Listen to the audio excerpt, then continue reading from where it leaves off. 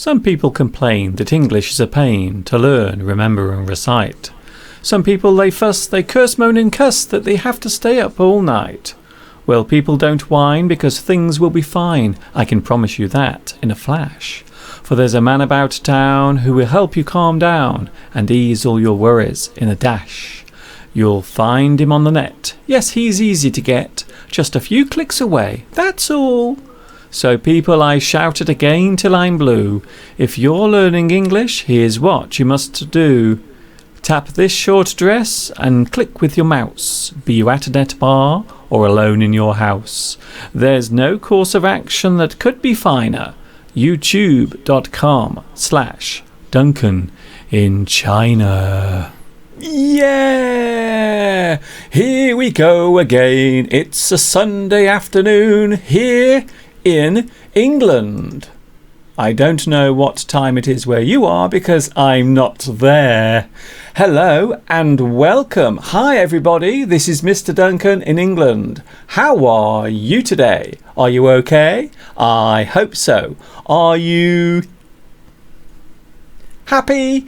I hope so. So, here we go again. It's another live English. Hasn't the week gone quickly? It's gone so fast. I can't believe how fast this week has gone. On Tuesday, I thought the week was going slowly. But then on Thursday, I thought the week was going very quickly. Isn't that strange? So here we are all together. And I'm a little bit annoyed today because I haven't had a good shave. I haven't had a very good shave. I always like to have a shave on a Sunday morning. I like to shave my face so I look all lovely and smooth.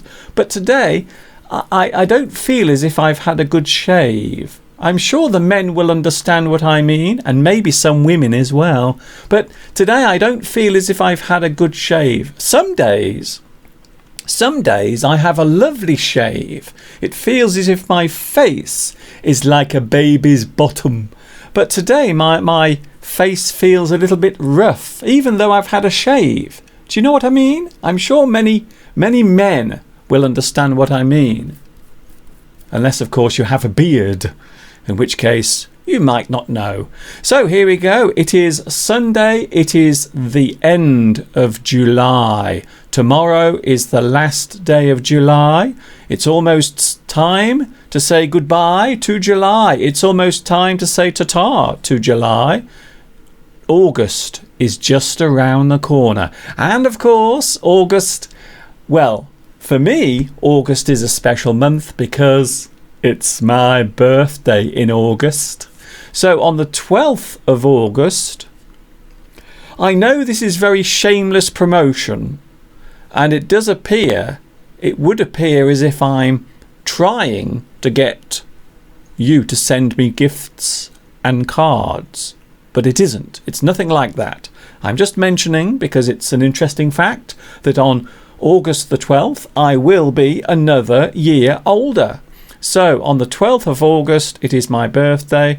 I won't be with you on my birthday. I'm very sorry about that. I know last year I did my live stream last year on my birthday. But this year we won't be, but I will be with you on the day after my birthday. So my birthday is on the 12th of August, and I will be live on YouTube the following day on the 13th of August. Don't forget, you can catch me here every Sunday. I am live on YouTube every single Sunday from 2 p.m. UK time. And here we are once again. I think today, was I on time today? I was actually on time. Normally, I'm 2 or 3 minutes late, but today I was actually on time. In fact, I'm going to write that down because that's a very memorable moment. Sunday, the 30th of July, Mr. Duncan was actually live on time. Oh, there we go. I will remember that moment forever. So what's coming today? Well, in a moment I will tell you, because we have lots of things to come today. We have so many things, and at 3 o'clock today we have a special guest in the studio. Oh my giddy aunt. So we have a lot of things to come. This week I've been very busy. I went to visit my mum during the week. I went to see my mummy. Thanks to all those who ask about my mother. I get a lot of people writing to me asking how my mother is. My mother is okay, thank you very much. I went to see her. Now, when I arrived at my mum's house during the week, I went to see her, and outside was her dustbin, the place where she puts all of her rubbish. And inside there was a piece of wood inside the dustbin. Now, the reason why the bin was outside her house was because it was being collected to be emptied. But, can you believe it? The people who take the rubbish away, they refused to take it. They refused because there was a piece of wood inside the bin. So they rejected it. And can you believe it? They also took a photograph of the inside of the bin. I'm not joking. This really did happen. So a question that I would like to ask today. Do you think it is fair to enforce recycling? Now, I can see why they did it, because they don't want the piece of wood inside the bin. They want it to go to a place where it can be recycled. But do you think it's fair to enforce, to force people, to bully them into recycling their old junk?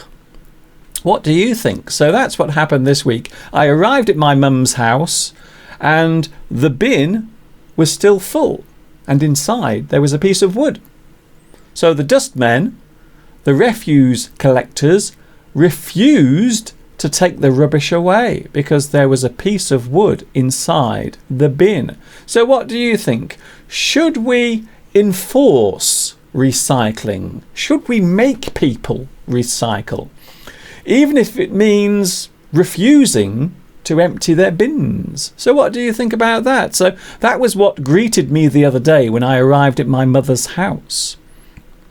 Also this week I had to have my chimney swept. The chimney at the top of my house had to be cleaned. Now, this is something that we used to see 100 years ago, or even 200 years ago. People would come and clean your chimney. And about 150, maybe 200 years ago, they used to send children up into the chimney to clean the chimneys. Can you believe it? Could you imagine if that happened now, if we sent children up into the chimney to clean them? So that I had that done this week. It sounds like something that you don't do anymore. It sounds like a profession that doesn't exist, but it still does exist. There are still people who clean your chimney. But it sounds very old-fashioned, doesn't it? It sounds like something that people don't have anymore, or they don't have done. But people here in the UK still have their chimneys swept. Another profession that sounds out of date is cobbler. Do you know what a cobbler is? A cobbler is a person who repairs shoes. Now, you would think that nowadays there aren't cobblers, but there are. There are still cobblers in existence, and they fix or they mend your shoes. So when your shoes become worn, they will mend them, and they are called cobblers. Cobblers is also a very rude word, but I won't tell you why, and I won't tell you what it means. Not today, anyway.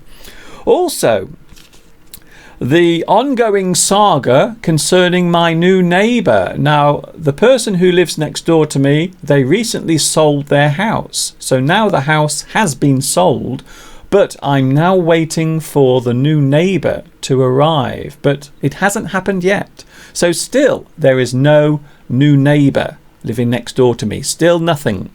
But as soon as I find out, I will let you know. Okay? Okay. So what is coming today? We have lots of things. We have the live chat. We have some excerpts from my full English lessons.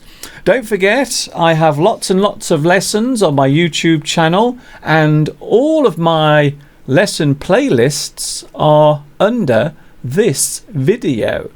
So all of my lessons, everything that I've made during the past 10 years, yes, 10 years. I've been on YouTube for over 10 years. I am one of the original YouTubers. Did you know that? And here I am still doing it. In fact, in October, it will be my 11th year on YouTube. So now I've been making my videos for nearly 11 years on YouTube. Can you believe it? And I'm still here doing it. So if you want to watch any of my lessons, you can find all of the playlists under this video. And of course, I also have a YouTube channel. The YouTube channel is on your screen now. A lot of people ask, why do you call it Duncan in China? Now, the reason why I call it Duncan in China is because I created this channel whilst living in China. So that's the reason why. Oh, yesterday, Mr. Steve and me, we did something lovely yesterday. Do you want to see what we did yesterday? We went for a lovely walk into town yesterday, and during the walk we came across the bulls that live at the back of my house, and here they are looking very inquisitive. They look very curious. They are wondering what is going on. Oh, look, one of them is coming towards me now. Isn't that lovely? Yes, a very curious bull. So these are the bulls that live at the back of my house. And in a moment, Mr. Steve is going to start feeding them. They look very curious. Oh, there's my favourite. That's my favourite bull there, the one with the brown patches on its eyes. I think it's such a cute bull. Now they are all coming down, and there is Mr. Steve feeding them, giving them some leaves from the trees. Oh, isn't that lovely? I love cows and bulls so much. They are so lovely. There is something strangely mystical about cows and bulls. I think there's something about their eyes that always makes me feel a little sympathetic. I always feel a little bit sorry for cows. I don't know why, because they always look so sad. There is something about their eyes. I was talking to Steve last night about this, and I said, I always think that when I look at a cow, it looks as if they want to say something to me, but they can't. I don't know why. There's something very strange about animals. Certain animals, when you look at them, it seems as if they want to say something to you. Or is it just me? Is that just my imagination? Aren't they lovely? And there is Mr. Steve.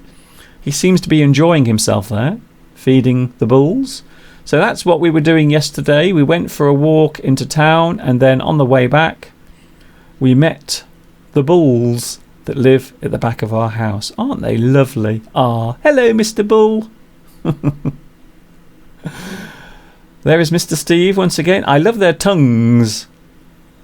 Cows have very long tongues, and they are very rough to the touch. Oh, aren't they lovely?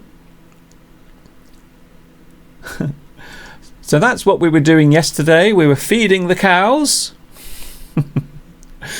Or should I say bulls, because they are not lady cows, they are actually bulls. So that's what they are. I've got a fly in here as well today.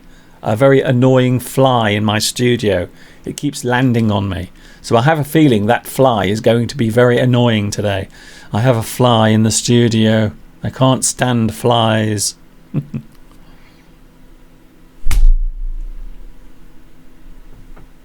I nearly got it.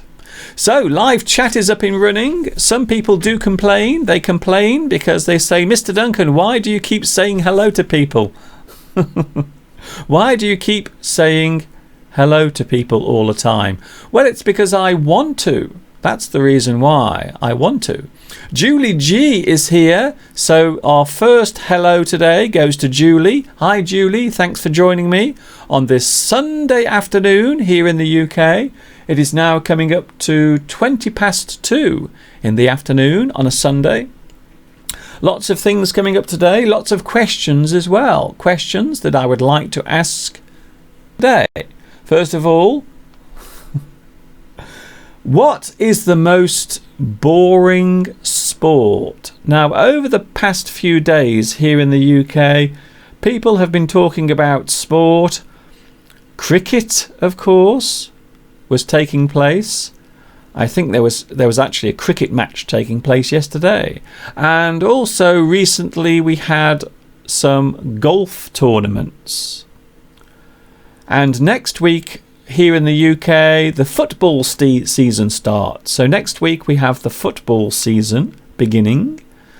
But not everyone likes sport.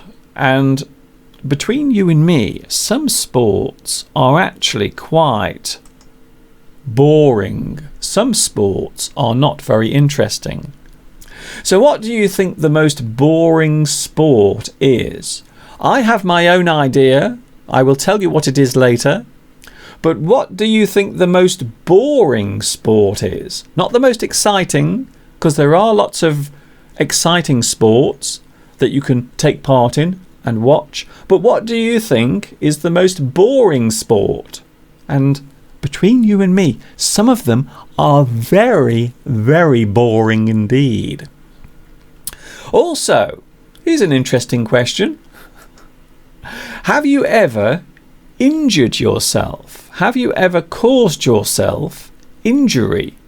So to injure yourself is to damage part of your body. If you damage part of your body, we call it an injury. So injury is the noun that names the thing that has been damaged. So injury, you have an injury. You have injured yourself. Some people injure themselves by accident. Some people injure themselves on purpose. Have you ever injured yourself? And what's the worst injury you have ever suffered? So something that has happened to your body that has harmed it. Maybe you have cut yourself by accident. Maybe you have bumped your head. Or maybe you've broken a bone. Have you ever injured yourself? And what was the injury? What was the worst injury you have ever suffered? I'm going to tell you my worst injury now. The worst thing that's ever happened to me in the form of an injury, when I was a child, I was playing in my back garden and I trod on a nail. A piece of wood had a nail sticking out and I trod on the nail. I actually trod on it. I stepped on a nail and the nail went into my foot. It was very, very painful. I was screaming like a baby. It was most unpleasant. So the worst injury I've ever had is stepping on a nail. I once stepped on a nail and the nail went into my foot. So what is the worst injury that you have ever had? What is it? What's the worst injury you have ever suffered? We have a mystery guest coming in today. We have someone coming in today. But who is it? I will be asking them the same question. So later on at 3 o'clock, we have a special guest coming in and I will be asking them the same question. What is the worst injury they've ever had in their life? Patricia is here. Hello, Patricia. Patricia is watching in France. A big bonjour to you. Welcome along. Derouche Chema says, I am Chema or Kaima from Algeria. How are you doing, sir? I'm doing okay. I've had a pretty good week. I went to see my mother during the week. She's still keeping very well. Thank you very much for asking. Maitam says, hello, Mr. Duncan. How are you? I'm okay. Not too bad. I can't complain, to be honest. Maria is here. Maria, I'm saying hello to Maria. Pierre is here. Hello from France. Oh, lots of people watching in France today. Very interesting. Hello from France. Irene says, I am a classical musician. At our last concert, we played a work by Edward Elgar. A wonderful piece of work. Oh, I see. Well, of course, Edward Elgar composed lots of beautiful music. And, of course, he lived not very far away from where I live, in the sort of Midlands area. Pierre, thank you very much. Pierre and Irene is here today. Nicole is here. Hello, Nicole. Nice to see you again. Olga is watching in Moscow. Lovely to see you. How old will you be on your next birthday? Oh, a lot of people are very interested in my age. I don't know why. Khaled Fadel says, hello, Mr. Duncan. Greetings from Egypt. It looks as if you have had a good shave. Your beard seems as if it was shaved well. I'm not too sure. It doesn't feel very good today. I don't feel as if I've had a good shave. I don't know what it is. Some days you have very good shaves and it feels very close and smooth. But other days it feels as if you haven't shaved at all. I don't know why that is. It's very strange. Jamelia is here. Thank you, Jamelia, for joining me today. We are talking also today about something we all do from time to time. Sometimes we do it for good reasons and sometimes we do it for selfish reasons. Lies. Today we are talking about lies. Later on we will take a look at a lesson all about lies. Do you ever tell lies? Do you ever tell lies? Do you think it's a good idea to tell lies? Do you think that sometimes it is a good thing to tell lies? So do you ever tell lies? And has anyone ever told you a lie? Has anyone ever told you a lie? So that's something we'll be looking at later. We will be taking a look at a lesson all about lying. Right now, we are going to take a look at one of my full English lessons. And this is an excerpt from one of my full English lessons. This is taken from Full English number 5.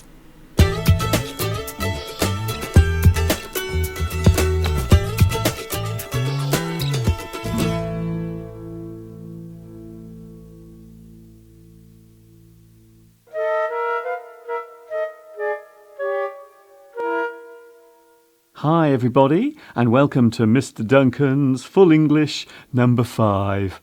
I thought I would start off today's edition with a selfie. Just in case you're watching this in 2050 and you don't know what a selfie is, I'm not going to tell you. And you won't be able to ask me in person because I'm dead. Oh, there you are. Hi everybody. This is Mr. Duncan's Full English number 5. My name is Mr. Duncan and I'm ever so pleased to meet you. We are all here again to take a peek into that wonderful world of English. So let us all join hands and say the magic words. For goodness sake, Mr. Duncan, we haven't got all day. Get on with it.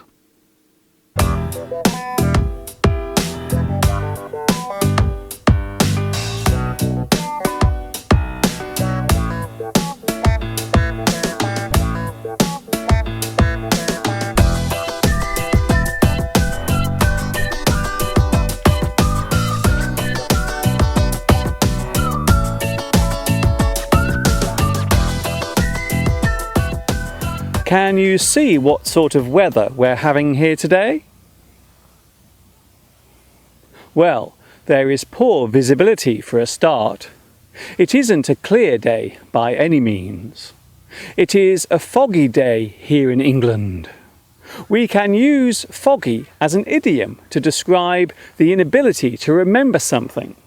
We can say, I haven't the foggiest idea, which means you do not remember or you cannot recall a certain event or a piece of information. Today's fog has been caused by warm and cold air colliding with each other. This fog is made up of tiny particles of moisture. You often see fog forming in the early morning or evening, or as the temperature changes. The subject of weather is a fascinating one, and for the typical English person such as myself, it is a subject that is often discussed in general day-to-day conversation.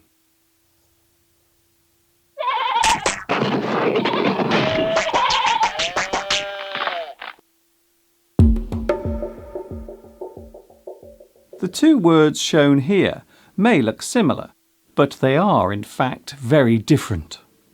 The words perspective and prospective are often confused. That is to say, one is used instead of the other.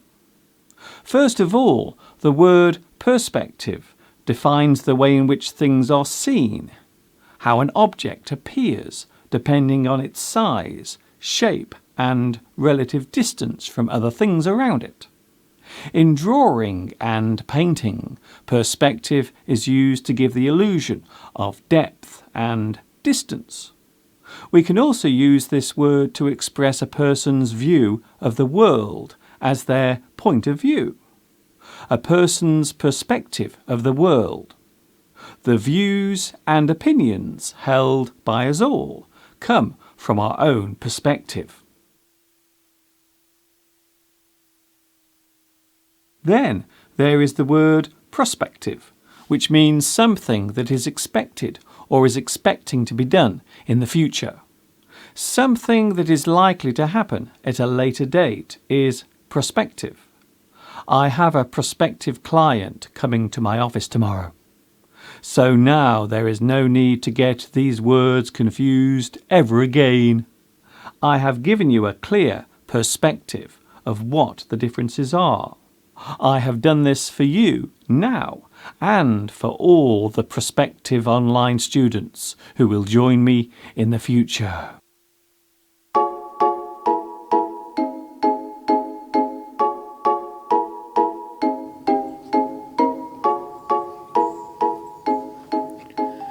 Can you see what I have here?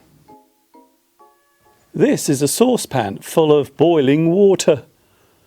The hot water is producing steam. Steam is produced when water vaporizes. Normally water vapor cannot be seen, but it is possible to show it when extreme temperatures are used. For example, when hot vapor meets cool air. This is one of the ways in which clouds are formed.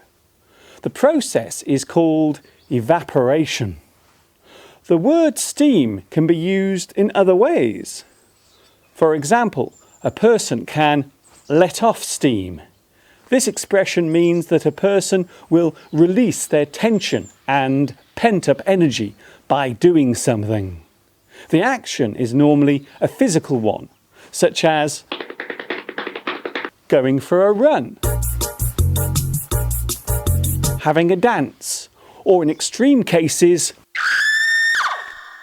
screaming out loud. It would be fair to say that we all need to let off steam at some point.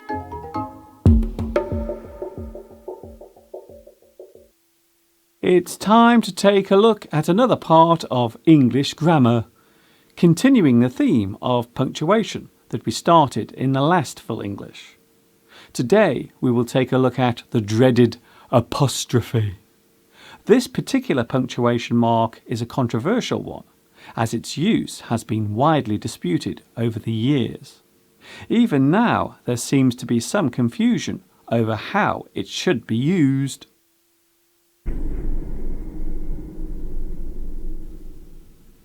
In general English, the apostrophe serves two purposes: to show the possessive quality of something and to show that a word has been shortened or a sentence has been made shorter. In the possessive sense, the apostrophe shows that one thing belongs to another. For example, Duncan's pen, Jill's pencil, St. Paul's Cathedral. The apostrophe can come at the end of the possessive word. For example, the teacher's college is over there. A commonly confused use of the apostrophe comes with the word it's. The apostrophe here shows the contraction of it is. It's my birthday today. When the apostrophe is not used, then the possessive tense is being expressed. A mouse has no fur on its tail. Another common mistake made with the apostrophe is to use it to show the plural of ordinary words. This is incorrect. Once again, the apostrophe is only used when you wish to show a possessive clause or the contraction of a word or sentence.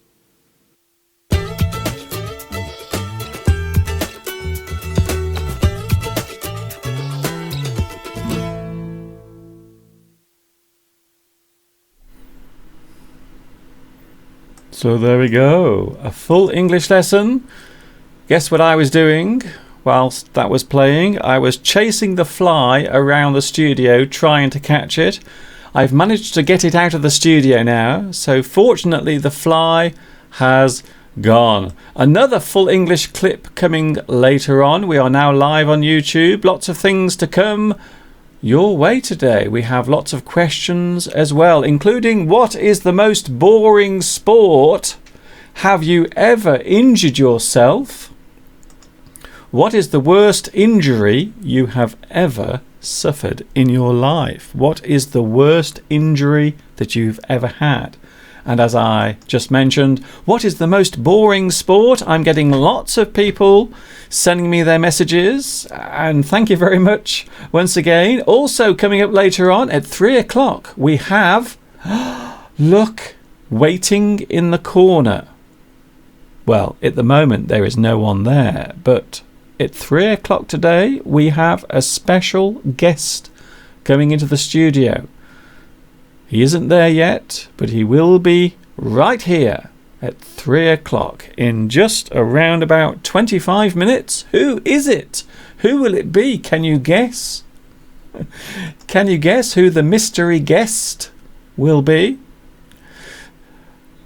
I was talking about old-fashioned jobs earlier. Apparently there are many. Yes, some people do still have cobblers in their countries. So we have them here, people who repair shoes. Do you know what a milliner is? A milliner. Do you know what a milliner is? Do you know what they do? If you think you know what a milliner does, it's just one I've just thought of in my head. It's just popped in my head. Do you know what a milliner does? And also a cooper. Do you know what a cooper does? A cooper, it's a type of job. I don't think it exists anymore. And of course, I mentioned earlier chimney sweeping. We still have people who come around to our houses to clean our chimneys. But of course, in Victorian times, they used to send children. It's true, they used to send children up the chimneys to clean all of the soot from out of the chimneys. They used to send them up there. Not anymore, though. You'll be pleased to hear. We don't do it anymore. Pierre says, Mr. Duncan, you have lovely soft skin. You are forever young, mentally and physically. Oh, thank you very much, Pierre, for that. That is very kind of you. Estella says, barber is another old-fashioned job. Yes, going to the barber. The barber will cut your hair and quite often also shave you as well. So barber. We still have barbers here. Barbers tend to be people who cut and shave men. They cut their hair and shave them.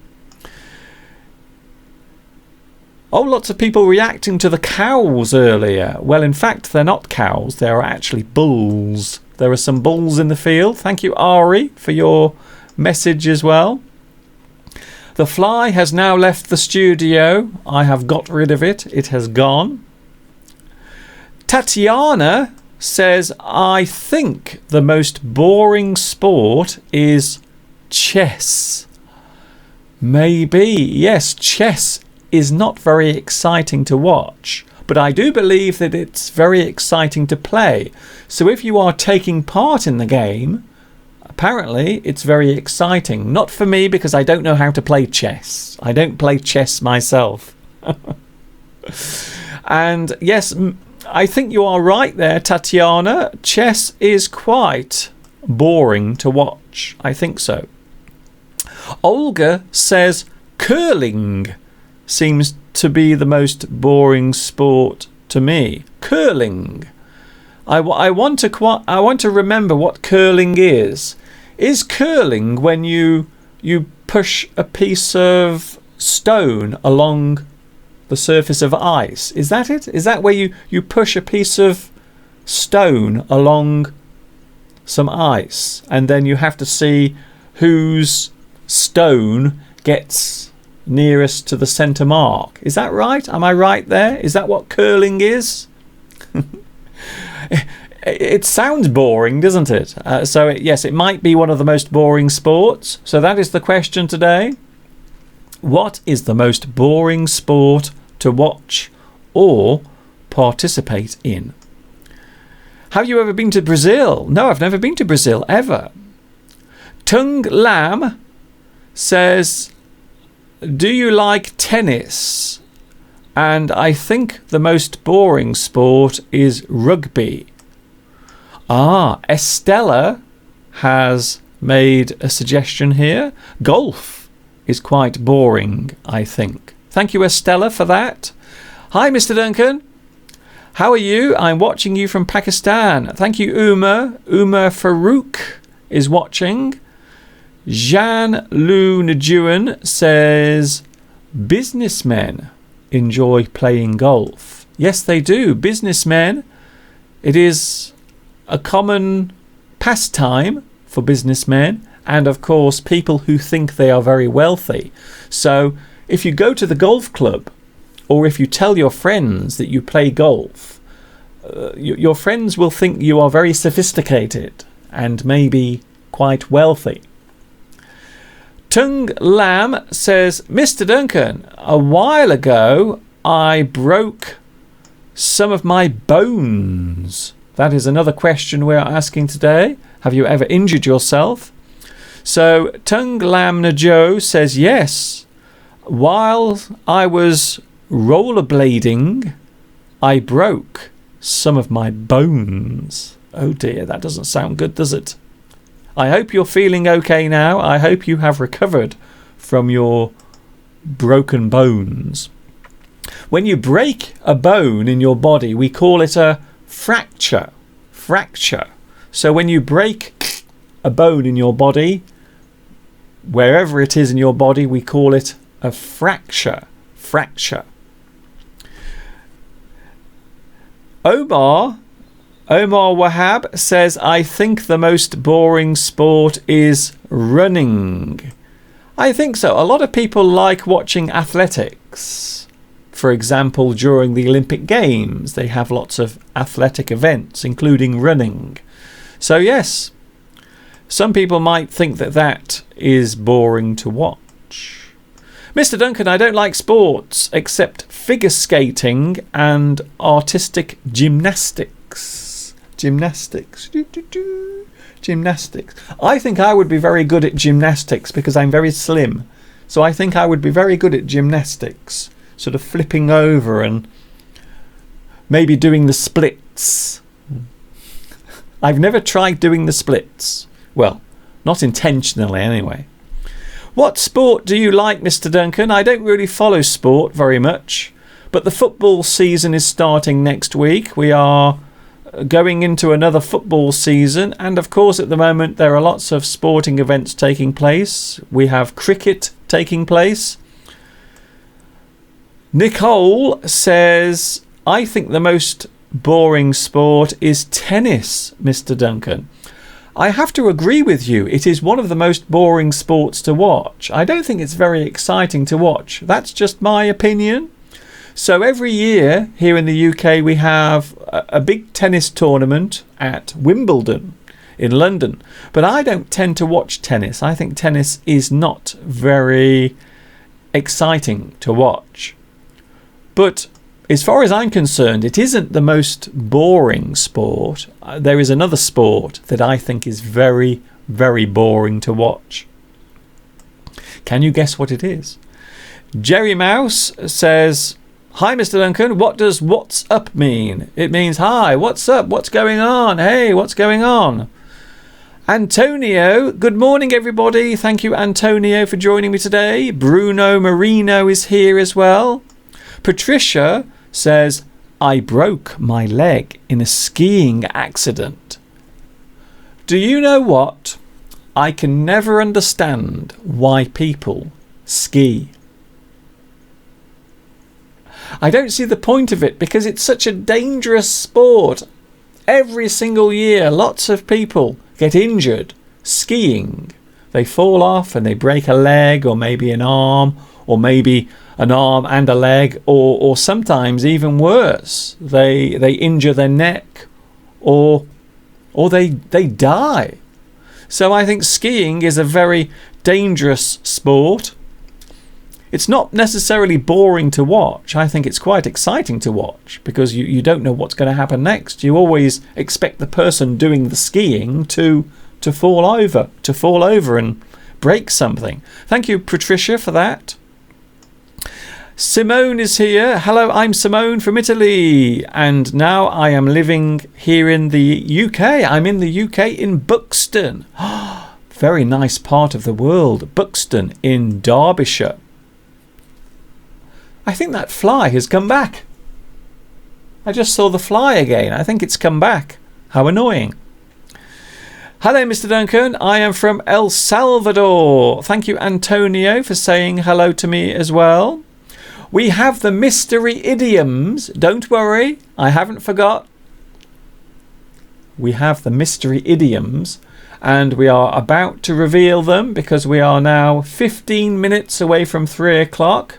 Here come the mystery idioms. Lots of people love watching the mystery idioms. They love trying to guess what they are. So here they come. These are 2 expressions in English, and all you have to do is guess what the mystery idioms are.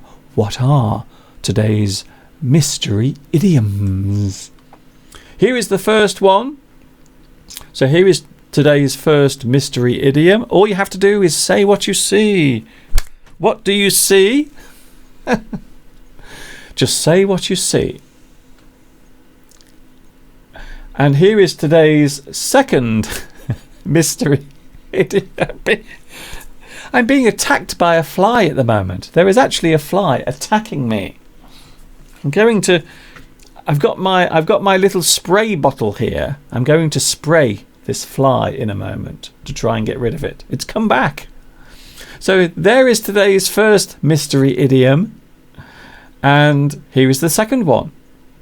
So they are today's mystery idioms. But what are they? Here is the first one. And the second one. But what are they? They are both well-known expressions in English. But what are they? I will, of course, reveal the answers later on. Do you ever tell lies? Do you ever tell fibs? Fib.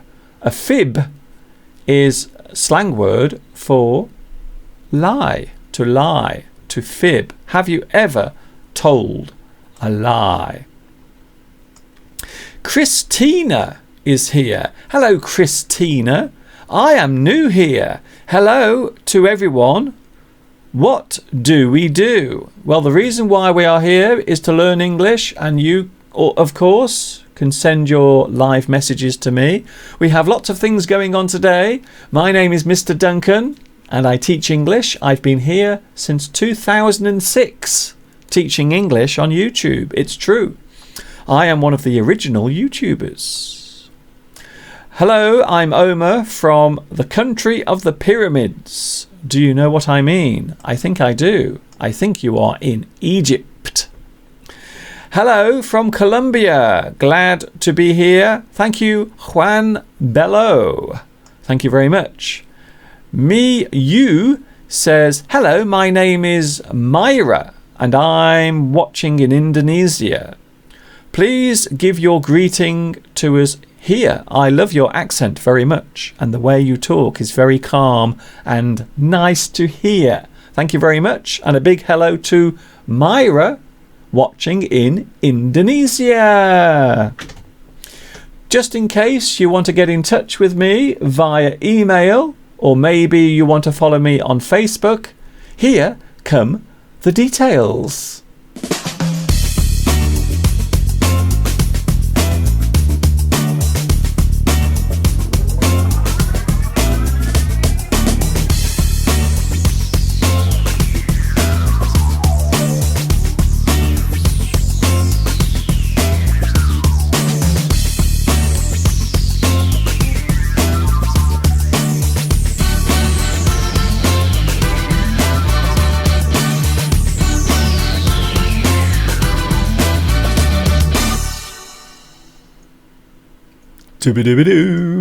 So here we go. It is a Sunday afternoon. Welcome. Thanks for joining me today. It's Mr. Duncan live from England with another live English stream. I'm just waiting for the fly to come back so I can spray it.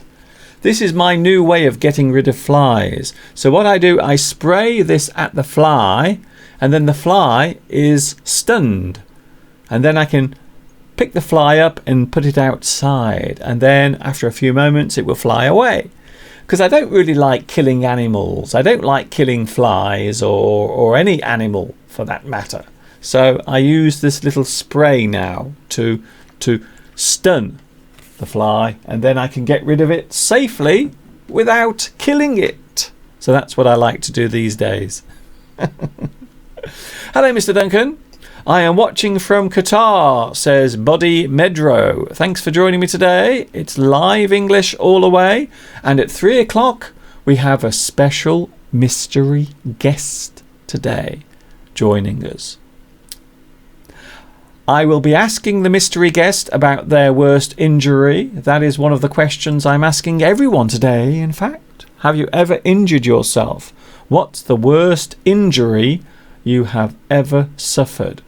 And of course we have the mystery idioms today, just in case you missed them. There they are. There is the first one at least.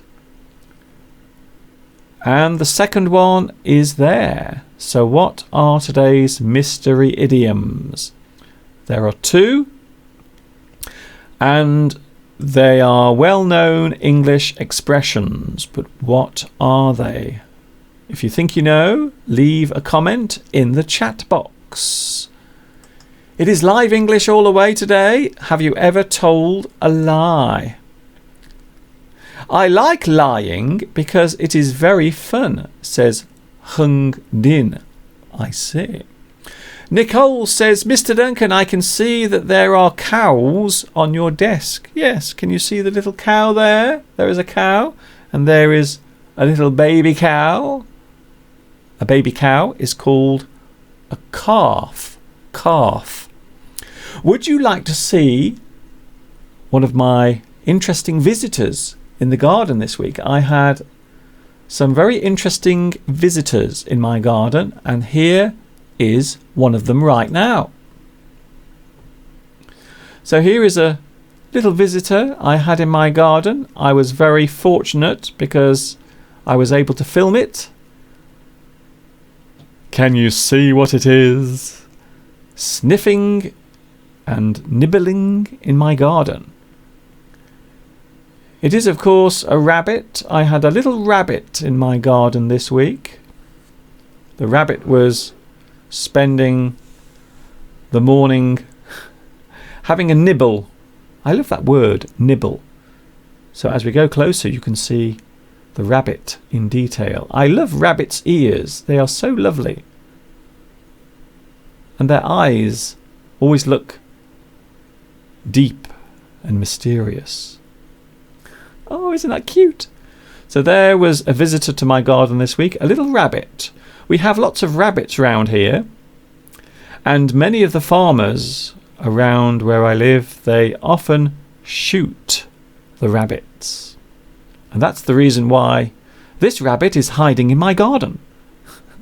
Because lots of the farmers find the rabbits quite annoying. They see them as vermin. So they often shoot the rabbits. But this rabbit is now safe in my garden. So there is one of the visitors to my garden this week. I have lots of interesting visitors in my garden. Would you like to see another very interesting visitor to my garden? Here we go. Something slightly smaller. So here is another visitor in my garden. In fact, lots of visitors. Can you see what is happening here? There is a swarm of ants coming up from underneath the pavement. And some of the ants have wings. They are flying ants. Now this normally happens every single year during the summer months. The ants start to swarm.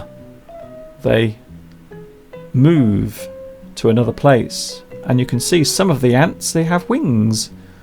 They are flying ants. They will fly away and they will start new nests. You can see them all taking off. There they are, flying away. Can you see the ants flying away? So this happened in my garden during the week. It happens once a year, normally on a very hot day. All of the ants will suddenly swarm. They will come out from their nests and they will swarm. Some of the ants have wings and some of them don't. So the ones that have wings will fly away, they will fly off and they will start new nests.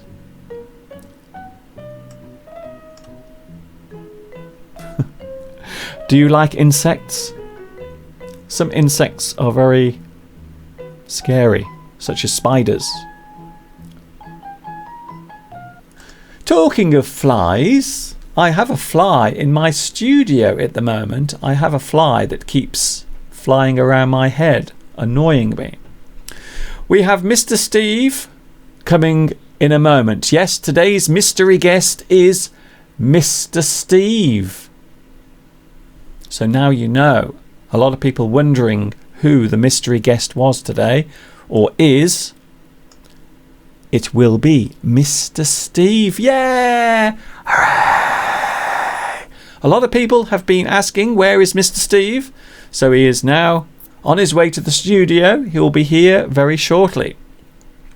Pedro Belmont is here. Hello, Pedro. When I was 12, I broke my arm during a match of football. During a football match, I think you mean. I remember it was very painful. I think so. I'm very lucky because I've never broken any of my bones. I've never broken anything in my body. So no part of my body has ever been broken. Honestly, nothing. Not a single part of my body has ever been broken. So Pedro says, when I was 12, I broke my arm during a football match. I remember it was very painful. Yes, I think so. So what is the most serious injury that you've ever had? Have you ever injured yourself by accident? And what's the worst injury you have ever suffered? As I mentioned earlier, I have had one terrible accident in my life, and that's when I stepped on a nail. So a nail went into my foot. And that happened when I was a child, and it was very painful indeed. Not to be recommended, to be honest. Not to be recommended. Curling. Someone else is now mentioning curling. Zafaragat, I hope I pronounce your name right. I find curling a very boring sport. Curling. I'm pretty sure it's when you move a large stone across ice. So you try to get the piece of stone near to the centre. I think that's what it is. Curling. I have a feeling that they normally play that during the Winter Olympics. What is the difference between your country and Vietnam as far as the time difference? Jiang Tran, I think the difference between the UK and Vietnam is, I think it's about 8 hours. I think the difference is 8 hours. Mr. Duncan.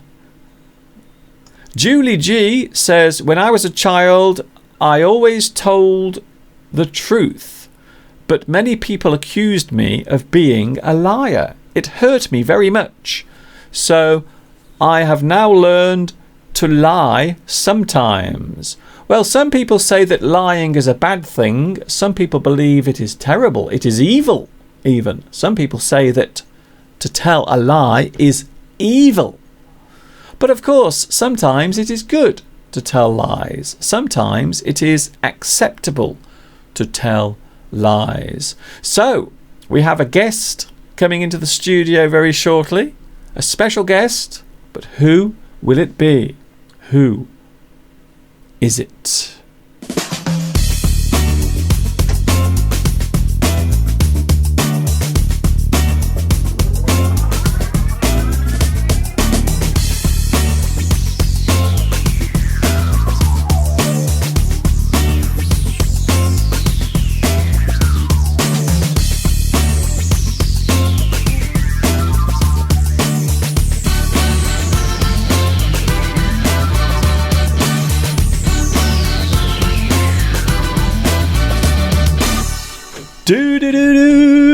It's a Sunday afternoon and it's Mr. Duncan live on YouTube. Hello to you.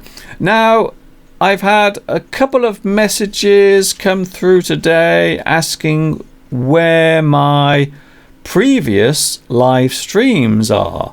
Now, I have deleted some of my older live stream lessons. Now, the reason why I've done that is because, well, it all concerns YouTube, to be honest. It's all about how YouTube reads the views and the amount of time that people spend watching the videos. And because of the very strange nature of YouTube nowadays, I have deleted a lot of my older live streams. And the reason is because of the way that the algorithms on YouTube are read. So that's the reason why I've done that. So I do apologise to those who have been disappointed by that action. I'm very sorry about that, but it will all make sense soon. Lots of changes will be happening soon on my channel and also with my live streams as well. Lots of things will be taking place over the next 2 or 3 months. So keep a lookout for that. Right. Guess what? It's 3 o'clock. Just after 3 o'clock, in fact. And in the studio now we have a special guest. It's true, I'm not joking. There is someone in the studio that I would like you to meet. He was going to be the mystery guest, but many people were saying, yeah, Mr. Duncan, who's the mystery guest today? So, yes, you all know who it is. Here he is. It's Mr. Steve. Mr. Steve. Oh, hello. Oh, yes, I was... Hello, nice to see you. Yes, I was just... What are you doing? I was just... it's been in the garden. I'll just get rid of this hat. That's to keep the sun off my head. And then I just thought I'd come in. So I wanted a break because it's quite tiring when you're weeding the garden. I thought I'll just catch up on my cars and so here I am, and I happen to be in front of a camera, which I didn't think was possible. I don't know how I managed to wander in. You're looking very well. But I was. Oh, thank you very much. Yes, that's the fresh air and the sunlight. You're looking super duper fit today. But, there's no way I'll get 60.2 miles per gallon out of that, I'll tell you. Can anyway. What have you got there in your hand? Yeah, well, it's a car magazine. Do you like cars? I do indeed, yes. I like reading about cars, driving cars, and but not crashing them. Definitely not. Are you sure about that? I have crashed one car in the past. Because today, I tell you what we're doing today. We're asking the question. We're asking, have you ever injured yourself? Or what is the worst injury that you've ever had? Oh, you've done that already? Well, I'm asking it all day today. Okay. Now, can I ask you the same question? Do you mind? No, not at all. It's not personal, is it? No. No, it happened. You want to know what my worst injury is? What is the worst injury that you've ever had? What's the worst thing that's ever happened to your body? Probably was car related. Yes, I had a nasty car accident when I was about 24 in a Triumph TR7. A Triumph TR7. Yes, that sounds like a very sporty car. It was quite fast. But it wasn't my fault. I was going over the brow of a hill on a country lane, and as soon as it was pitch dark. As soon as I got over the brow of the hill, there was a car coming head on straight towards me. Have you got something behind your back? It looks as if I've tied your hands together. Mr. Duncan said, you will stand in front of the camera. Can I just point out that I am not holding Steve hostage? Can you just show your hands just to prove it? There we go. Because it looked as if there's no mud. It actually looked as if I'd sneaked up and tied your hands together behind you. I'll just relax. So what happened there? So you were going over the brow of a hill. The brow of a hill. Brow of a hill. That's the top. Just going over the top. The brow is right at the top, isn't it? This isn't English. I better say this is English, isn't it? So I better explain. You can say what you want. Going over the top, just at the top of the hill, the brow. Went over, saw some car headlights coming straight towards me. Bam. And that was it. I didn't know much about it. It was sort of a bit of a daze. He was overtaking. It was actually a doctor who was drunk, as we found out later. Okay. Please don't say his name. I don't know his name. Oh, that's good. I'm very pleased to hear that. We're talking 30 years ago. Oh, okay. Excuse my age away. And over the brow of a hill, and yes, hit head on. I was doing about 50. He was doing probably about the same. It was quite a serious accident. I injured my neck, broke my ankle. Oh. And got some compensation, I have to add. Yes, I see. I've got my hands behind my back again. Let's put them forward. But yes, no, had a cast on for 6 weeks, and the usual. But could have been a lot more serious. But I was driving this Triumph TR7, which was a very strong car. It was in the early days when we were building cars for the strict American crash safety standards, and this car was built like a tank, and it withstood the accident very well. When you say it was built like a tank, what do you mean? Right. Built like a tank means it was built very strongly, like a tank, which is a big, heavy object. So something that's built sturdily, or sturdily, yes, or is sturdily, very sturdy. Yes, and they used to import these cars to America, but in America they had very strict crash safety regulations, which was much tougher than ours. So in order for this car to be sold in America, it was built in England, it had to be much stronger than the average English or British car, and it was, and it was the other car was like a concertina. It was completely, nobody was badly injured. I think I was the worst actually with my ankle, but got over that, and here to tell the tale. But you would like to reiterate that it wasn't your fault. It wasn't my fault. No. Would you say that you are a good driver? Everybody thinks they're a good driver, don't they? Well, everybody does, but I'm on about you. Do you think you're a good driver? Yes, of course. Yes. Now, I have it on good authority that you took your advanced driver's test. I did, yes. That's a test that can be taken here. I'm sure other countries have it as well. In the UK, you can take the advanced or advanced, depending on how you wish to pronounce that. Well, I would say that, yes, I would say that you are driving quite a test. good driver. I think so. I'm quite calm. I do lose my temper from time to time, like we all do. I can't imagine And, you losing your temper. I do, on the road. Yes, Really? It's bad. It's very bad. So you broke your ankle. How is your ankle now? It's okay. I can't run on it, but it's okay. Well, so what do you do when you go running? Do you just hop I just hop on one leg, yes. along the street? Yes. That's the... after a number of years, when you've had an injury like that to a joint, it tends to get worse as you get older. Yes, I think this happens a lot with fractures. If you break arthritis a bone in your body, you quite often find that later in life it will give you problems. It will be painful, or it will ache, or maybe you won't be able to use the joint anymore. So that's the thing that's happening now. So because of your accident 30 years ago, you're still feeling the effect of it. Yes, it's not serious. I can still get on with my life, but yes, the joint is not as it was before, which means I can't run on it, put a lot of weight on it, because of the past injury. So yes, these injuries come back to bite you. Do they? What does that mean? Come back to bite you. Yes, well, you better explain that. It means that something that happened in the past, you forget about it, but it's having an effect. Yeah. Like this injury, so something was going on, and then it's just an expression that means it's affecting you. Something that affected you in the past will now affect you again in the future. Could be some time in the future. So it comes back to bite you. That's a great meaning expression. Reminding you that it's still there. I think that's. Have I explained that?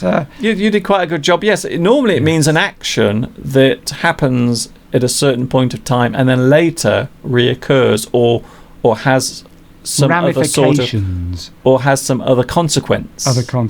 So maybe, for example, you tell a lie, and you think that you've got away with it, but later that lie comes back to bite you. Somebody finds out. They find out that you've lied. Yes, exactly.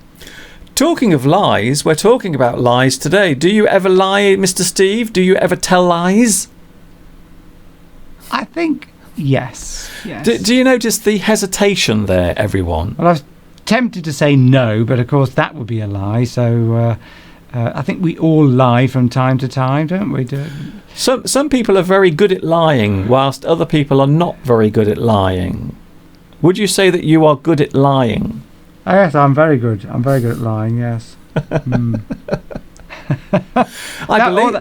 That's quite interesting. But if people are lying, they often give themselves away by body language or things they do. That's it. So sometimes when a person's lying, they might touch their nose, or they might cover their mouth, or they might blink, touch their ear, something like that. Or they might put a very large blanket over their head and then lie, or not look directly at you. That's it. I think your show is very good, Mr. Duncan. It's excellent. Yes.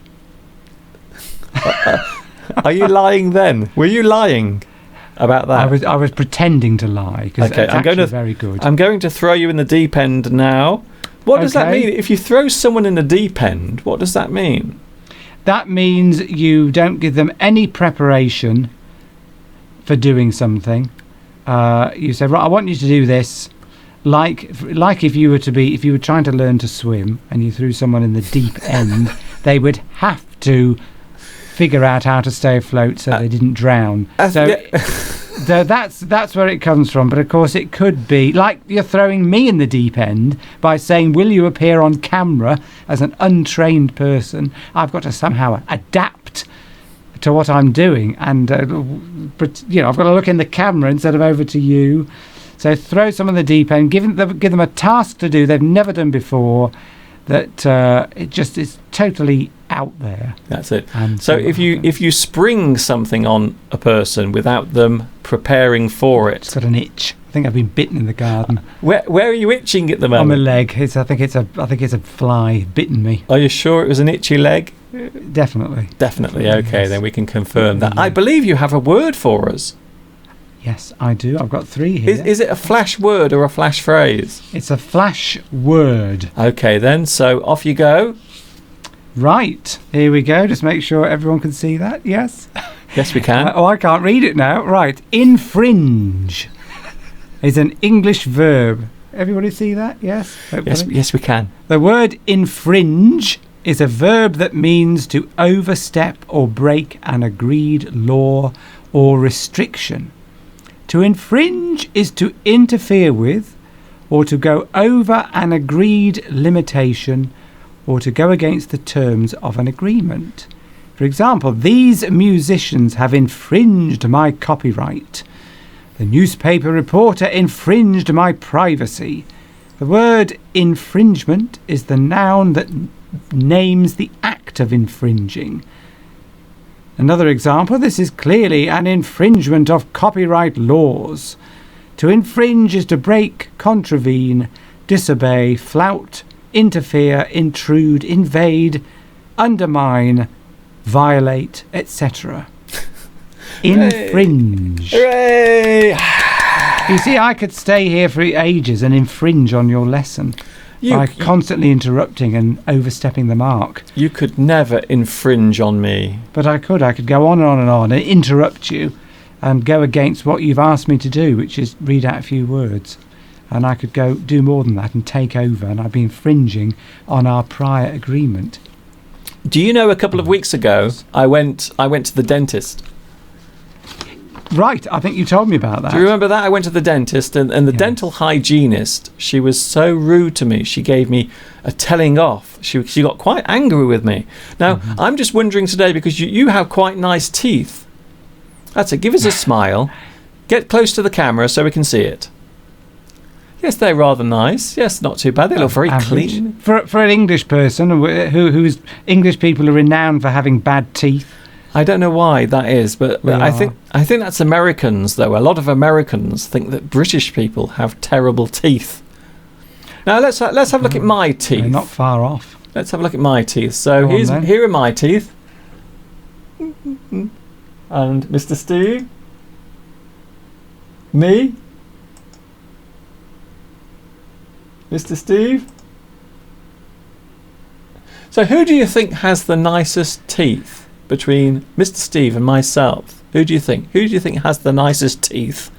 Because Mr. Steve always shows off. He says, I went to the dentist today and they didn't say anything to me. They just cleaned my teeth and that was it.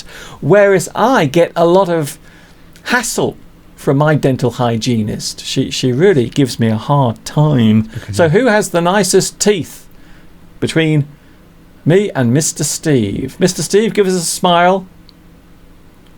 And me. So who has the nicest teeth? Thank you very much, Mr. Steve. I've always looked after my teeth Have you? all my life, which is why they're quite good. They're very, very white. I've got lots of other car magazines here because I don't just have... in case people think that I only read What Car, I don't. I read Autocar, Okay. Auto Express, Okay. which is the sort of lower end of the market, but quite Ooh, entertaining. please don't drop the And magazines. Car Magazine, which is the sort of the elite magazine. Oh, please- I keep dropping. Please don't drop the magazines on the floor. It's a bit too late now to say that, I know, but because you've already done it. But thanks. So, what's new in the world of cars? What's new in the electric cars? That's what. Do we have new. electric cars yet? We've got a few of them, and What, 6? well, there's a few. If you've got a lot of money, you can buy a Tesla, which is an American car, but they cost sort of upwards of £60,000-70,000. You know, this week in the UK they announced that by I haven't 2040, finished, but never mind. by 2040, there won't be any cars that run on petrol or diesel being sold. That's what they said. 2040. I don't know if I'll still be driving then, but Yes, so as I was saying before you infringed on my dialogue, you can buy a very expensive Tesla for about £80,000, or you can buy a Nissan Leaf, which is much cheaper. Either way, you can't go very far on them because they only take you about 150 miles, if that, before you need to charge up. So it's going to be interesting to see how they develop the electric car to be as practical as a petrol or diesel car. Personally, I can't see it happening, but there you go. I had a special guest. Did you see the special guest in the garden this week? Did you see it? Was it a cow? It was a rabbit. Oh, yes. A rabbit. We had a rabbit in the garden this week, and I was filming the rabbit. It was in the garden, hiding from the farmer. As I mentioned earlier, the farmers are out and about at the moment, shooting the rabbits. Once you've got one rabbit, it won't be long before you've got a lot of rabbits, because we all know about rabbits and their habits. Rabbits and their habits. Yes. They do like to procreate. Yes, They like to get down and get jiggy, as they say. Did you know that the word rabbit can also be used as a slang phrase as well, a slang word? Oh. So there it is, rabbit. So the word rabbit in Cockney English, so if you rabbit, it means you talk too much. Now, can you see where I'm going here? If you talking talk about yourself, if you talk too much, am I talking about myself? I think so. Maybe I'm not. If you rabbit, it means to talk too much or to talk excessively. So I think we will let Mr. Steve go. How about you want me to do anything else? No, that's okay. You can go back into the garden. I believe there are some weeds that need. My purpose is over. There are some weeds that need pulling up. Yes, there are. Yes, and they need a lot of strength in your fingers. Thank goodness you didn't injure your fingers. No, I didn't. I'm going to get something to eat first, and then I'm going to go back into the garden and pull out some weeds and just tidy everything up a bit. That sounds fun. So I'll put my hat back on. Put your hat back on. There we go. That took a long time. You see? Do you like it? I got it on holiday. Why did it take so long then to put that hat on? Well, it was all the way down there. Yes. It's like you were having trouble finding your head. It's a bit silly, but you've got to keep the sun off your head, particularly if you haven't got any hair. No, I think it's a great looking hat. Otherwise, you get cancer on your head. Don't want that. Okay, and on that cheerful note, Right. Yes. on that happy, cheerful, positive note, we will say goodbye to Mr. Steve. See you again later. Just to let you know, there's 2 other words here. I'm sure Mr. Duncan's going to handle those very well later. So thank you for the invitation, and good luck with the rest of the show. And I'm off back into the garden. See you later. Bye-bye. Bye-bye, Mr. Steve. And there he goes. Mr. Steve has left the building. Some would say good riddance. And some wouldn't. I hope you enjoyed that. Something different today. Something different at 3 o'clock. We are talking about lies today. Do you ever tell lies? We are now going to take a look at a lesson all about telling lies. Do you ever tell lies? Hi everybody, this is Mr. Duncan in England. How are you today? Are you okay? I hope so. Are you happy? I hope so. In this lesson, we will take a look at another dark side of our behaviour. The act of telling lies.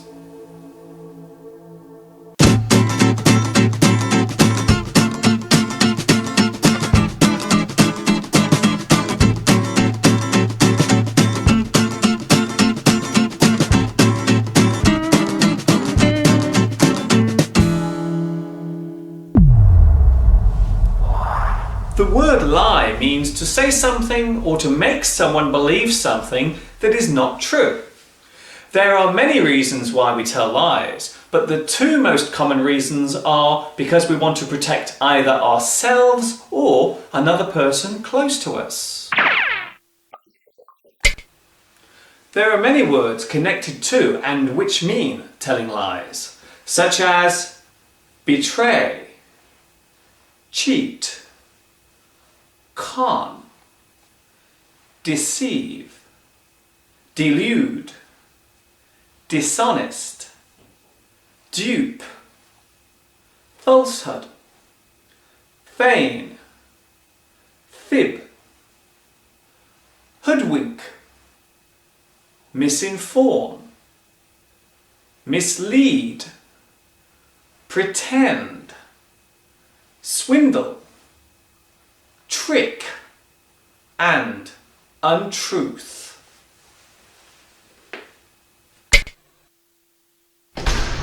There is a short idiom that describes the act of lying. We pull the wool over somebody's eyes. You lied to me. You pulled the wool over my eyes. Why do we really lie?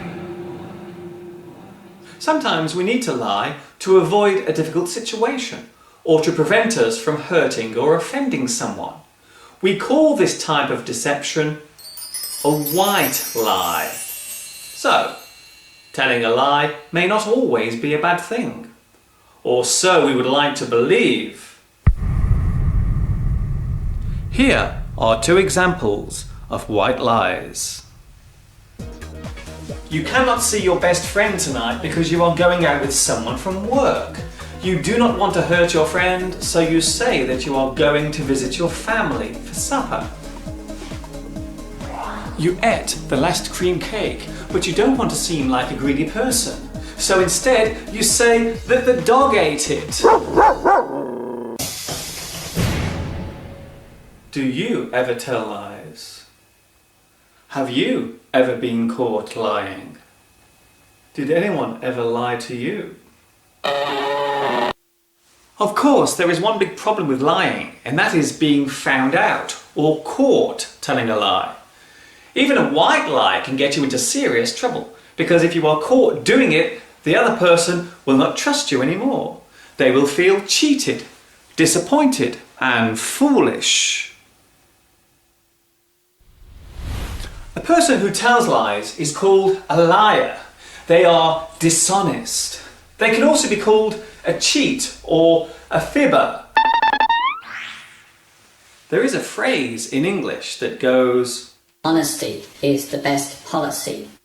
This means that it is better to try and be honest with other people, even if what you say may hurt or upset them. Before I finish today, I would like to say a special hello to my new friends watching in China, India, Italy, South Korea, Thailand, the Netherlands, and Vietnam. I will see you all again soon. Honestly, I promise that is not a lie. Cross my heart. This is Mr. Duncan in England saying bye-bye for now.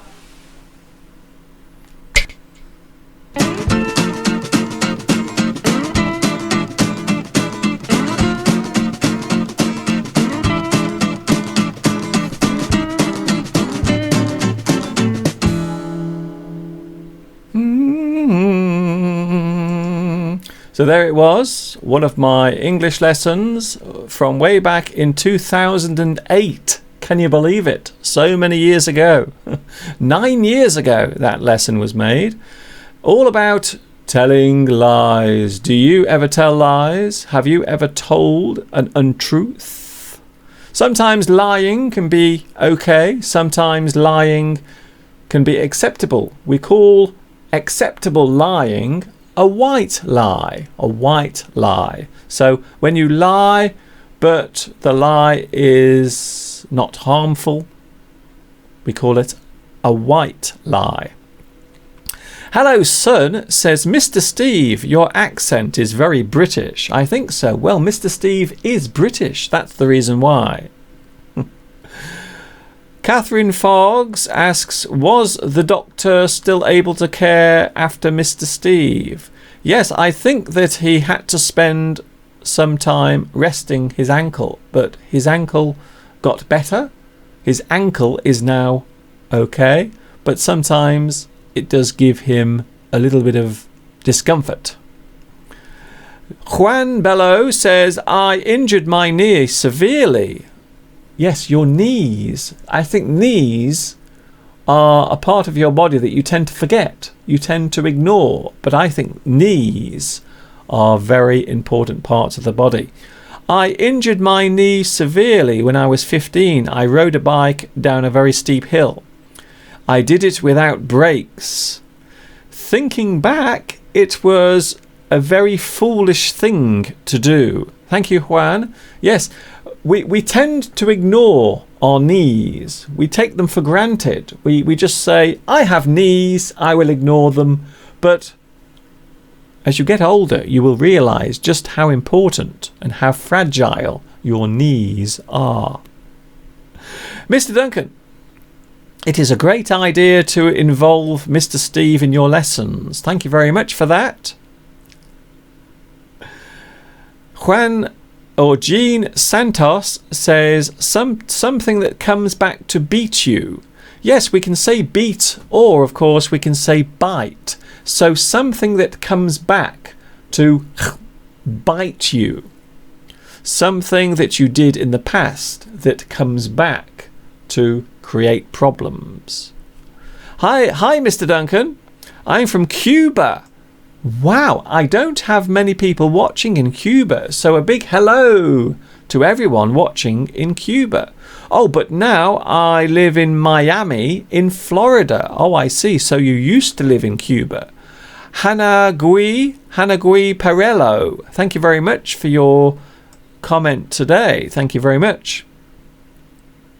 Jean Santos says, I can lie very well, but I'd rather say or tell the truth. Nice teeth, guys, says Julie G. Oh, so Julie thinks that we both have nice teeth. That's good.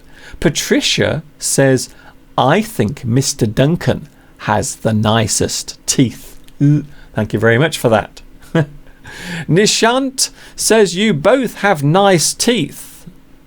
Olga thinks that Mr. Duncan, your teeth are whiter, but Mr. Steve's are better formed.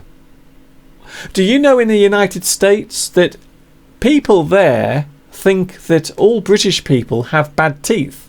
I don't know why that's true, but some British people do have terrible teeth, but others have nice teeth.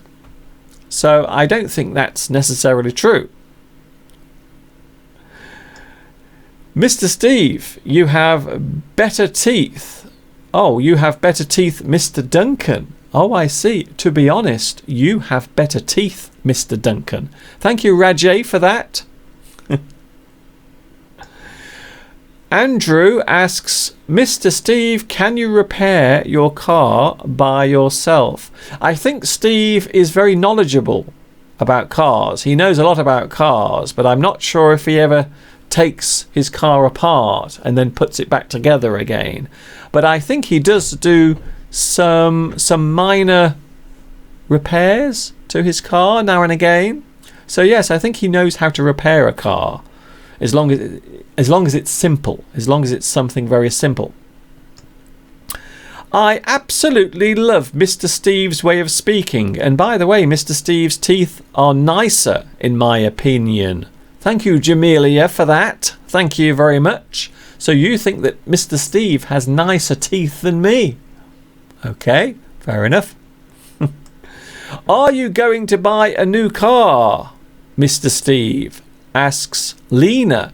I think Mr. Steve is getting a new car later this year. I think he is. I don't know what sort, but maybe he will come back another time and tell us all about his new car. Ta-ta to Mr. Steve, says amazing door. Thank you very much for that. Something very different today. We have the mystery idioms. I will be giving you the answers to these later. So here are today's mystery idioms. But what are they? What are today's mystery idioms? There is the first one, and there is the second one. 2 mystery idioms. But what are they? There is the first one. If you think you know the answers, please let me know on the live chat. When I tell lies, I often become very red and embarrassed, so I rarely tell lies, says Patricia. Some people think that lying is okay as long as the lie is a white lie. So a white lie is something that you say that is untrue but not harmful. Sometimes a white lie can be a good thing. Yes, Mr. Duncan, telling lies without blinking the eyes. It means someone tells lies without feeling any guilt. Thank you, Hello Sun, for that. It is very hard to lie. Some people are not good liars. Some people are terrible liars. And when they lie, sometimes they touch their nose, or maybe they blink a lot, or maybe they touch their face. So some people are not very good at lying. Senke is watching in Turkey. Please say hello to me. Hello, Senke, watching in Turkey. And of course, I have been to Turkey in the past. Respect says, hello, I am your fan from Russia. Please say hello to me. Hello, Respect, and thank you for joining me today. Olga has made a guess at one of the mystery idioms. Thank you very much for that. Psychologists say that people start telling lies in their childhood after they have passed the age of 3 years old. They do it to conceal bad actions. Thank you, Lena, for that. Yes, I think most people lie. Even I have told lies in the past. So sometimes I lie, but quite often my lies are white lies. I tell lies sometimes to protect other people, or maybe to protect myself. So that's the main reason why most people tell lies. Zoran says, I have the answers to the mystery idioms. The first one is, are you a mouse or a man? Are you a man or a mouse? And the second one is it on camera? No, both of those are incorrect. I'm sorry about that. They are both wrong. So there they are, today's mystery idioms. What is the most boring sport? What is the most boring sport? To watch or participate in? There are many boring sports around. One of the most boring sports that I think exists is golf. I think golf might be... This is just my opinion, by the way. I think golf is probably the most boring sport to watch. Another sport that's very boring to watch is fishing. Watching people fish. They're not actually doing anything. They're just sitting by a river. They're not actually doing anything. So if you watch someone fishing in a river or a pond, that can be very boring to watch. Mr. Duncan, you missed my question. Could you explain why you said earlier it still does exist and not it still exists? Well, it's just another way of saying it. It still does exist. It still does exist. Or it does still exist. So you are basically expressing the same thing. Ab has made a guess at one of the mystery idioms. Thank you very much for that.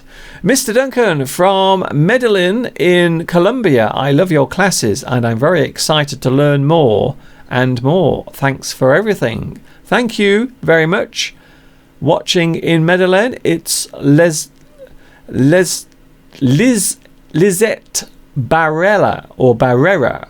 Thank you very much for that. I hope I pronounced your name right there. Fishing is a hobby and not a sport. Actually, can you believe it?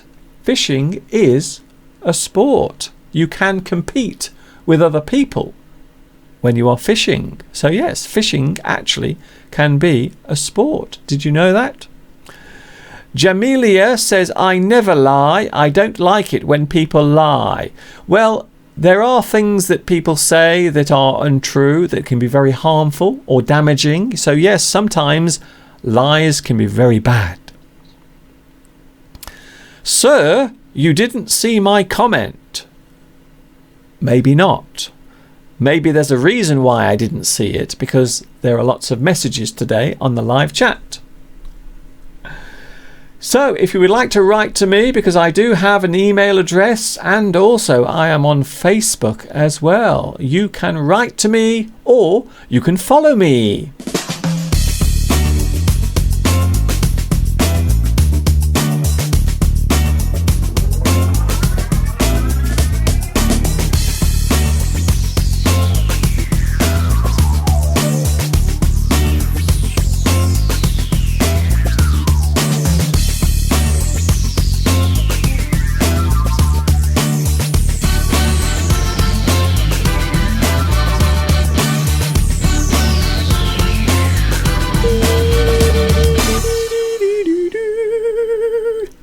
It's live English on a Sunday afternoon, and it's Mr. Duncan live on YouTube. Thank you very much for joining me today. I hope you've enjoyed today's lesson. Lots of things happening today. We had Mr. Steve at 3 o'clock. Did you see Mr. Steve? He came in today to join me on the live stream, talking about his interests in cars and also his very serious injury that he had 30 years ago. This is Mohammed watching your movie from Pakistan. We have a great quote that goes, don't ask questions if you want to hear no lies. Yes, sometimes if you ask a question, maybe the other person doesn't want to answer it, so instead they will lie. So if you don't ask questions, you will hear no lies. Thank you very much for that. So yes, I did see your message. There it is. Thank you for joining me today. Antonio says, I think chess is the most boring sport, but it is very difficult to play, and to play it stimulates the intelligence. I think so. I think you are right there. Yes. Watching chess can be very boring, but playing chess, I think, is very stimulating. It stimulates the brain. I think you are right. I used to think that tennis was boring, but once I learned the rules, I didn't consider it that way anymore. I think it's a bit like volleyball. Volleyball is not very interesting to watch, although it's very hard to play. Thank you, Juan, for that. What is the relation between you and Mr. Steve? So many people ask what our relationship is. I don't know why you're so interested. It's like I'm some sort of celebrity. Ooh, very nice. The most hurtful injury that I've ever had was when I fell on my head. I don't like the sound of that, to be honest. I had 7 stitches in my head. Oh my goodness, yes. Sometimes if you injure yourself, sometimes you might cut your skin, and sometimes the cut is very large. So if you have a very large cut on your body, sometimes they have to stitch the cut to make it close. Ugh. Sounds very painful. I have never had stitches in my life. I have never had any injury stitched up or sewn up. The stitches that you have are called sutures. Sutures. That's a very interesting word. Lots of people now chatting on the live chat today because, of course, it is your live English. That's the reason why I'm here today. I'm here for you. After your stitches have been taken out, you will have something called a scar. Scar. So scar is the mark that is left after the injury has healed up. Scar. Yes, thank you, the French Leo, for that. Is chess a sport? Well, it is, yes. It's if you are competing against another person, it is a sport, yes. Or, of course, a game. A game. Ziha or Zahir Hussein says ping pong. Watching ping pong is very tedious. I think so, yes. Ping pong or table tennis. Yes, not very exciting to watch, but very difficult to play. Very competitive. I think it's a very competitive sport, ping pong. Yes, it is a sport. There is a world competition. It is the brain sport. I don't know what that refers to. Maybe it refers to chess. I'm not too sure. Thank you, Antonio, for that. What is the meaning of bad liar? From Selena Gomez. Do you mean a song? Are you talking about a song? Bad liar. If a person is a bad liar, it means they are not very good at doing it. So they are not very good at lying. They are a bad liar. They are bad at lying. They are terrible at lying. They can't lie convincingly. Thank you, Mr. Duncan. You are the best. Believe me. Thank you, Rajay, for that. Shall we have another video clip? We are now going to take a look at one of my full English lessons. In fact, what you are about to watch is an excerpt from not one, but two of my full English lessons. Now, at the start of today's live stream, I talked about my trip to my mother's house.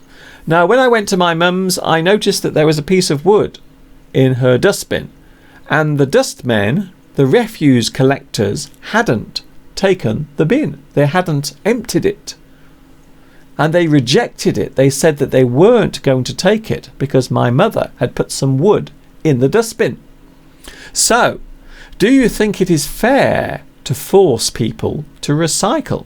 In the following clip, we are going to have a look at me talking all about recycling.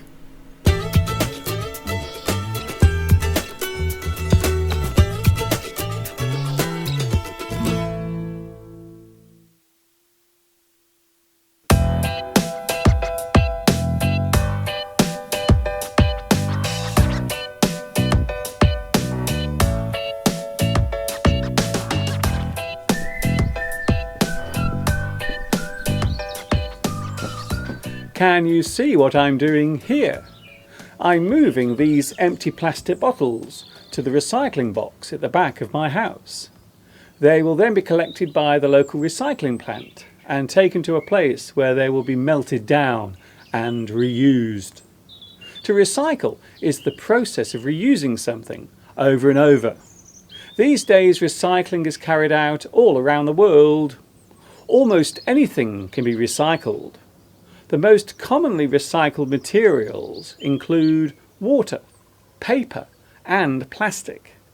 Many electrical devices can now be recycled too. Most metallic objects are also recyclable, from discarded cans right up to disused cars. Many things these days can be recycled. We often hear the word sustainable used when discussing recycling. This word refers to the action of maintaining a balance between the use and replacement of materials needed for the manufacturing of everyday items. Sustainable forests and sustainable oceans being the two most common places where things such as wood, gas and oil are found.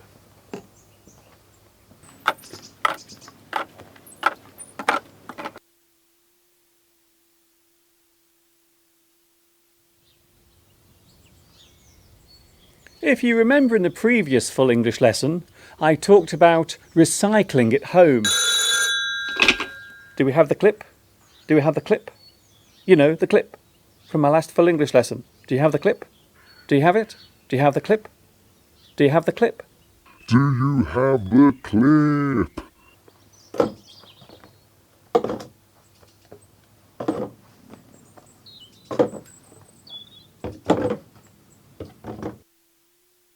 Well, after that segment was shown, I received thousands.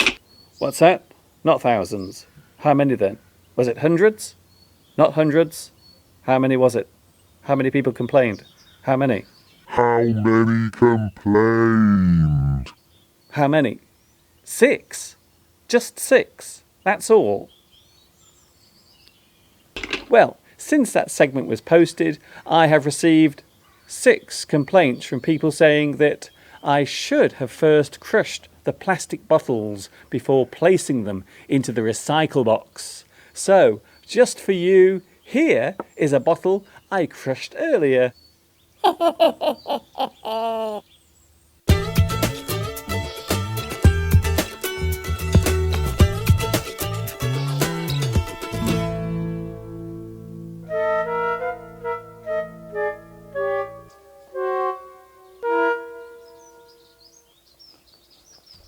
Well, hello there. Fancy seeing you here. How lovely it is to see you again. My name is Mr. Duncan. Welcome to another full English lesson. This is the 20th edition. And look, the sun has decided to come out for us. Isn't that nice? Of course, most of my English lessons are made right here in England, the birthplace of rugby, the Beatles, George Formby, Stan Laurel, Sir Isaac Newton, the motorised vacuum cleaner, Boy George, the Bronte sisters, and of course the English language, which is, as always, the star of the show. So without any more pontificating, hesitation, dawdling or beating about the bush, let's get started with today's full English lesson right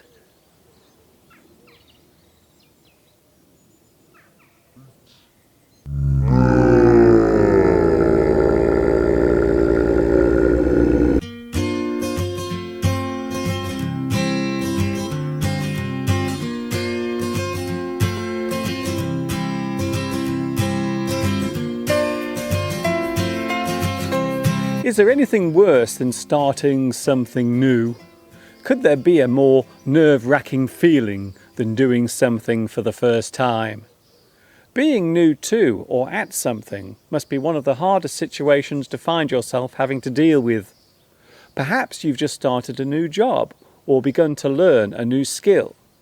Maybe you are using that acquired skill for the first time in a real situation. Whatever the circumstances, being new at something can be tough. A person who's just recently started doing something new can be described as a newbie or a newcomer. They are new at the job. A person without experience can be described as being green. They are just starting out. That person is a novice, a beginner. They are learning the ropes, which means that the person in question is a trainee. He or she is learning how to do something. A trainee is a person who learns while they watch another person working. They can also be described as an apprentice.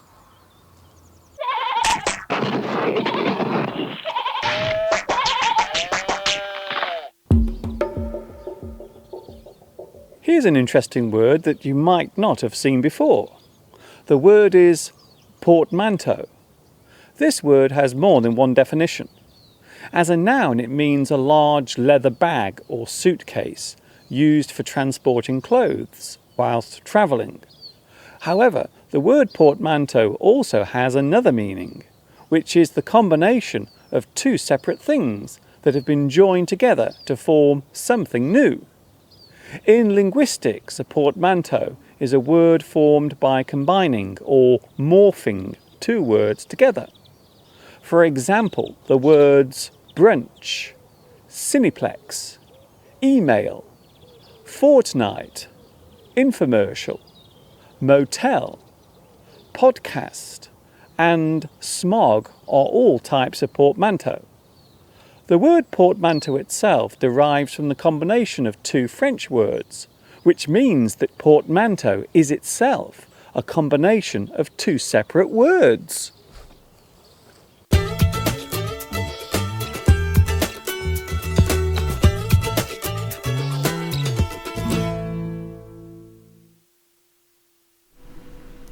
There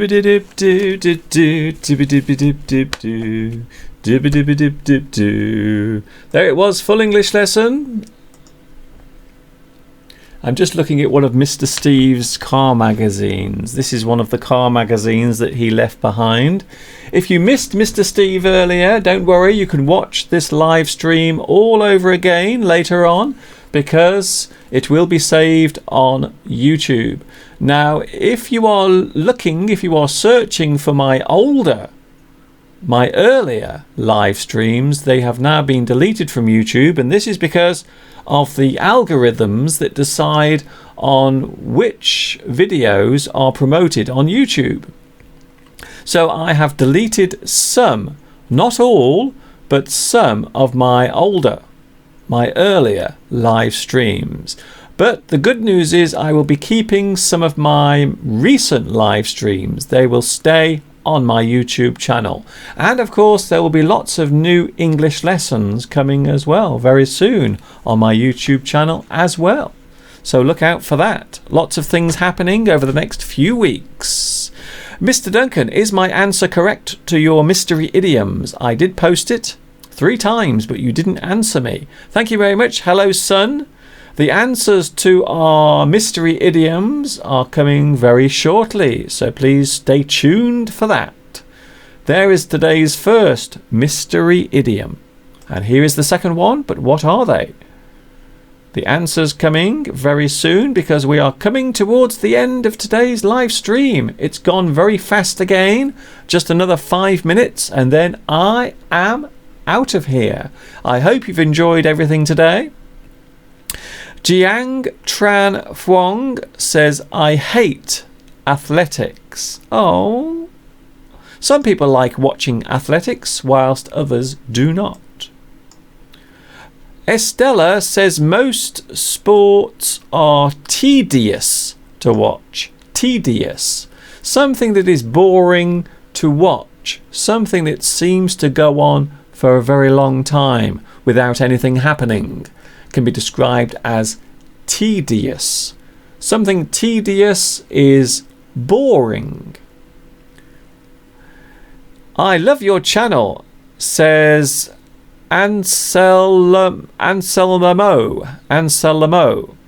Thank you very much for that. Nikolai is here. Hello, Nikolai. Haven't seen you for a while. Nikolai has made a guess for today's mystery idioms. Jamelia says, how lucky you are to be living so close to nature. I live in a city and I quite envy you. Well, you don't have to be jealous because, of course, maybe in the future you can live somewhere in the countryside or away from the town or city. Thank you, Jamelia, for that. Maria says, oh, yes, you are also correct. Well done. Almost. You are almost correct, should I say. Almost. Thank you, Maria, for your guess. for today's mystery idiom. I've got some of your deleted live lessons downloaded, but not all of them. Okay, Andrew, that's all right, no problem. I have deleted many of my live streams from the past, mainly due to the fact that YouTube, or should I say the algorithms on YouTube, often act in a very unfair way. That's all I'm saying. So that's the reason why I have decided to delete a lot of my live streams, the old ones. But you can watch this live stream later, no problem, it's all right. And hopefully later there will be subtitles as well. A lot of people forget about the subtitles, but they are there. Juan Bello, Mr. Duncan, in my opinion, the most boring sport is the shot put.